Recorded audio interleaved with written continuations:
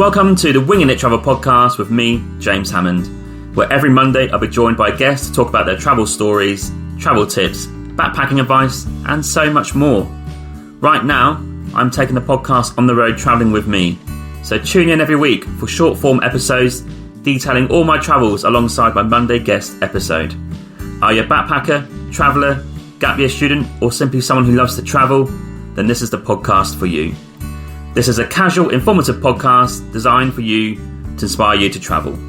There'll be stories to tell, tips to share, and experiences to inspire. Welcome to the show. Hello and welcome to this week's Micronations Tour, Episode 1. I'm going to cover days 1, 2, 3, 4, which is going to be Bologna, Rimini, Genoa, San Marino, and also Monaco. So to kick off, we flew from Stansted to Bologna and stayed at the Fly-On Hotel, which is right next to the airport. It's actually a 30-minute walk or 3-minute drive, so you've got a decision to make whether you go by paying 16 to 20 euros for 3 minutes or you walk.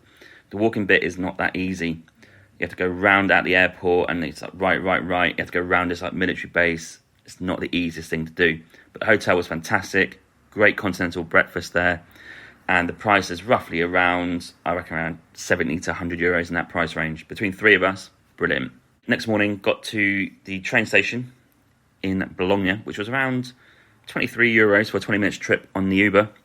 And we had a driver who did not speak a word of English, and we did not really speak a word of Italian, but somehow communicating. Quite funny. Love the fact we're from Norwich, and gave us some tips of how to use the app in Italy, which is called Trendy. So that's Trenit. At Bologna train station, we had our train tickets booked to Rimini, and there is a plethora of numbers at the train station, and you need to be careful because your train ticket will have a platform number, but there's also the same platform number for a different type of train. So the regional trains, the national trains, there's platforms for each of those, but with the same platform number, so you'd have to really bear that in mind. Anyway, bit of confusion. We got there quite early, so we had a bit of time, and we got that sorted out and popped to the right platform and got the train to Rimini, and that was a direct train from Bologna. You can get cheaper trains for around 15 to 20 euros, which kind of take an hour and a half. But this fast train, straight there, about 50 minutes, but double the price. So you need to decide which one you want to do. And once we got to Rimini, I hung around for about an hour, went to a real trendy cafe called Cafe Ducale. I've recorded an episode on that on my Trendy Coffee podcast. I'll release that next week. And for Rimini, a fantastic little town, city, going along the water, the river, right to this lovely park. Very sunny, chilled, lots of cafes, lots of people hanging about. And you can also go the other way to the beach. So we decided to nip to Ducale, have a pastry and a coffee, and of course get the episode recorded. That was around 10 minutes, so that wasn't too bad from where we were at the train station. Now, for San Marino bus, you need to go to the outside of the train station, across the road to a tobacco shop. Quite small, but it says selling San Marino tickets. You need to go in there and buy your ticket to San Marino, which is 6 euros one way. So we bought a return, obviously 12 euros for that. The bus stop is further down the road. So you come out of the tobacco shop, take a left, and you come to a hotel called Hotel Napoleon. Sure, you get to there, wait for the bus, and they do turn up on time. So overall, Rimini was just nice. Just followed the river down, nice vibe, nice weather, and it's got that sort of beach type town vibe too. If you have a bit of time, I think going to Parco XXV April would be a nice little afternoon, just sitting and admiring the views. On the bus, straight to San Marino. This took around 50 minutes again, and winding up the hills. And for us, we didn't realise really before the trip they had snow in that area. And as we got higher and higher, the snow was more and more prevalent as we got to San Marino. And we arrived at San Marino in the centre of town, which is right underneath the castles. And we stayed at a hotel called Hotel Jolly. That's around probably 75 euros to 100 euros a night for 3 people. And that's right next to the bus stop. So 2-minute walk, jumped off, checked out the amazing views. So when you get off the bus stop, you can look towards the castles, fantastic. Look behind you, there's a little platform, and there's fantastic views of the whole area with snow around it. Pretty magical, really. And after checking into the hotel, we popped to Bar La Torretta for some lunch, which was a nice classic Italian dish of ravioli for me for 6 euros. Unbelievable. Now in San Marino, it's not that big. You can walk all around the windy, hilly streets up to the towers, and we visited Gaeta Tower, which cost €6 to get in, but that €6 also has a pass for other sort of historical sites around San Marino, and you can use it, I think, within 7 days, I think she said. But anyway, we didn't really have enough time for that. We visited the main tower, which is Tower 1, got great views up there, walked around, and kind of, when you look out 360 degrees, it's just rolling hills with snow on them. It's pretty cool. And you can also walk between the peaks and the towers if you really want to, which is definitely worth doing. But for us, I think it's too snowy, too icy, and we didn't really have enough time, and we're a bit knackered. After that, we went back into town and we stopped off at Cafe Titano for a trendy coffee. That was on my list. I didn't manage to get an episode recorded, unfortunately, but that was fine because when I was there, I had a little bit upset tummy, so I had to go straight back to the hotel and deal with that. And the vibe of San Marino is chilled. There's not many people there. It does obviously feel like Italy, of course, and amazing views, snow, and fairly reasonably priced. Hotel was reasonable. The food is between €6 and €10. And after that, we went to Cafe Galletti for a classic burger and chips with tiramisu. And we finished the night, of course, our group always does this. We always seem to go towards these pubs, and we went to a pub called the London Pub and had a beer and watched the football.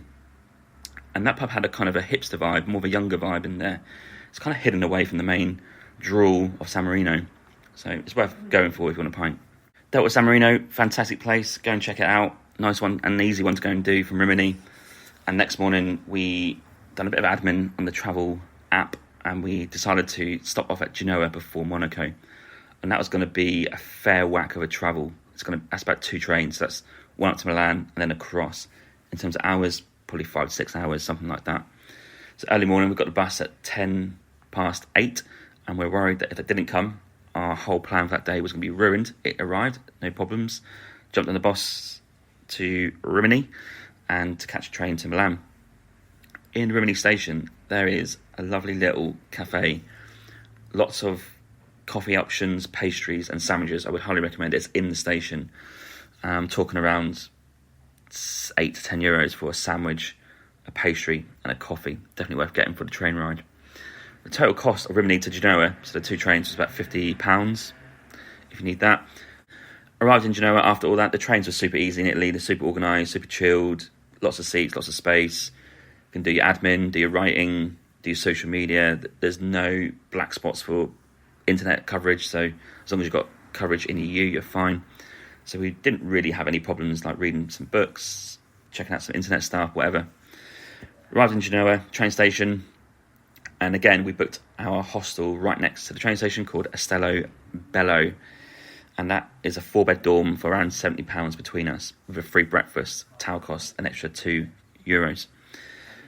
The vibe there was a mix. It was more for families as well, but also the youngsters kind of mixed in with our lot, really. So not really dominating by anything, not really a party hostel, I don't think, but lots of activities going on. There's a bar there, there's some musical instruments, they put the sport on, you can sit outside, lots going on. They've got a great kitchen as well, so you want to go check out and cook your own food. There's a great kitchen there too.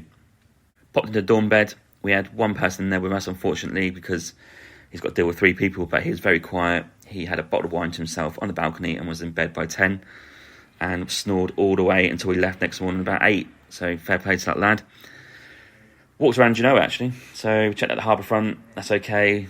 Lots of people sort of hanging around, enjoying the sun. Unfortunately, there's a cruise ship there, which ruined the view. And we sort of wandered there and had an amazing local restaurant dinner at Trattoria de Mario. I saw this on the map. I wanted a traditional Italian where locals go. And in Genoa, away from the harbour front, you weave in and out the tiny little streets. And you can just take left and right and to see where you end up. And they're very tight, actually. I mean, in the summer, if it's heaving, it's going to be fairly tight. But after a nice little sun-filled sunset along the water, we dipped into the Mario restaurant. I was absolutely right. Local people and local dishes at €5 each dish. And the waiter was sensational. I read on reviews that you get big portions. So what happened is we spoke to the geezer who was serving us, and he was the only guy serving this whole restaurant. Probably 30, 40 people. And he spoke English to us because he loved that and knew that. So we had a bit of banter with that. And we ordered a dish each, which was a bit of pasta, penne, spaghetti, and also a fourth dish. Now, his reaction to the fourth dish was one of shock, because he obviously knew how big the portions were, and he couldn't believe that I ordered the fourth one. So one each, and then one to share. Get free bread as well, and the drinks are super cheap. And Bambi asked for some wine. The waiter replied with a litre of wine, and Bambi said, no, that's a bit too much. Okay, half a litre would do. And we had half a litre of wine between us, which was not expected. The guy who was serving us loved us, entertained us, had a laugh, joking around, because the rest of the people, obviously Italian, so I think he had a nice little time speaking a bit of English. Fantastic food. I mean, you need to go to my social media to check that out. I'm going to have to put a post up about that. The penne was nice and mild in terms of spice, but Bambi loved that. Our spaghetti came with a bit of seafood. Absolutely sensational, like, absolute dream of that. And just a great vibe and great food and great price. For €30, we got an unbelievable amount of food and drinks. I'm not sure if the geezer done us a favour there. Anyway, left him a little tip on the table, and I hope he appreciated that. Wandered back to the hostel full of wine and pasta, and just checked that place out on Google Maps, Trattoria di Mare. It's not hard to find, and it's pretty close to the central area. Definitely worth checking out, and a highlight of Genoa. So right now I'm in Monaco, and we arrived from Genoa, which is 2 trains, one to the border of France, and then only 20 minutes from the border there into Monaco train station. Monaco, the second smallest country in the world, and also my 54th country I travelled to. That is worth checking out for probably a whole week, but it's got a weird vibe. It's this sort of rich vibe, 1 in 3 people are millionaires, with normal people and the people kind of serving the rich, it feels like. But a fantastic location, mountains in the background, Riviera at the front, and everything in the middle is kind of squished together to create these nice little windy streets with lots going on. And of course, we wandered from the train station to our hotel, which is technically in France. The road's kind of split into 2. You can't see it, you just know it on the Google Maps. But on the way to the hotel, we sort of checked out the F1 track. We tried to work out for about 2 hours where it goes, where it winds in, winds out. And we just went and saw the sights, the harbour, the big yachts, they're there as well. Had a nice little trendy cafe stop at Gerhardt's Cafe. And we had a huge salad with a coffee. But prices instantly going up. So that's obviously going to cost you around €20 with a coffee, a drink, and a salad. You just are in awe of the amount of wealth there is there. And it's pretty surreal, really. Wound our way sort of round to the hotel, up the tracks, up the roads. It does go up and up and up. So bear that in mind if you're coming from the water. Got to the hotel. This hotel is called Apart Hotel Adelise City Les Hout de la Monaco. And it cost around €117 between 3 of us. And we have 2 double beds. I think one double, one queen, maybe 1 king size bed. So you can definitely fit 3 or 4 people in this room. Decent value. Breakfast is €16. For the location, you are going to go up a bit further up in terms of where Monaco actually is, and we are into France. After checking in, refreshing, we made our way down the slopes towards the waterfront and had to go and see Monte Carlo Casino, of course. If you like James Bond films, that's the one. And you stand outside, get your photo, and you see all these expensive cars driving in and getting parked up. So we made our way, lost the money in the casino, and of course roulette, grim game. Then we nipped out to dinner at a restaurant called Bella Vita, and we had a fantastic wood-fired pizza, actually, €16-17, something like that. Real central, delved into that, but just bear in mind that towards the end, if you're hanging around just chatting and you've got no drink left, they do want you out there because it's very busy. Fantastic food though. Made our way out, and of course, knowing our lot, we want to go and watch the football, so we made our way to an Irish bar called the Trinity Irish Bar. Parked ourselves in there about 6-7 o'clock and did not leave until 2 a.m. And what happened there is we got some drinks in, watched the football, and then at the last knock-ins we're about to leave, and then this huge group from a company called Grafana, who are a tech company, they're on this like massive week-long work thing in Monaco. They all piled in and filled the whole bar. I think our initial reactions was, ooh, we've got to leave here, it's a bit too noisy, a bit too crowded. So a big shout out to Eduardo and Anna, who entertained us with their travel stories and our travel stories and bants and stuff, and we stayed for an extra probably 2 hours than we intended to. We even got a song of El Bamba going, La Bamba, with a couple of the workers in that company who are Spanish speaking. There was another Mexican guy there who did not look Mexican at all. But we got him, Anna, Eduardo, we all got in, sang La Bamba. Titchell got recorded and is now on Eduardo's social media and is well known, apparently, according to him, because of that. So fantastic vibe overall and a great night and a great ending to a great day in Monaco. The only thing I'd say is, if there's one place we didn't really want to get embroiled in a sesh, probably was Monaco due to the prices, and I'm talking €9-10 a pint. So we had a few of those and very, very merry at the end of that. And the walk back is a little bit annoying. You have to go up and up the steps because Monaco is just the way it's built. It's just a bit tiring. So I remember just climbing up the steps from that. But overall, a fantastic, fantastic night. And yeah, I can't thoroughly recommend Monaco enough, really. You just got to be a bit budgeted about it, unless you've got loads of money. It's very safe, it's very clean, lots of rich money about. So that's the kind of vibe it's got. But I'm glad I've ticked it off. Been here, we're now going to go walk around in the morning and make our way to Nice airport to fly to Rome for the next instalment. And the second part of this series will be Rome in entirety. Thank you for tuning in, and I'll catch you next time. Cheers. Hey, yeah, just a quick one. I just want to say there are many ways to support this podcast. You can buy me a coffee and help support the podcast with $5. Or you can go to my merch store with the affiliate link with TeePublic, where there's plenty of merch available to buy, such as t-shirts, jumpers, hoodies, and also some children's clothing. Thirdly, which is free, you can also rate and review this podcast on Apple Podcasts, Spotify, Podchaser, or Good Pods. Also, you can find me on social media on Instagram, Twitter, Facebook, and TikTok.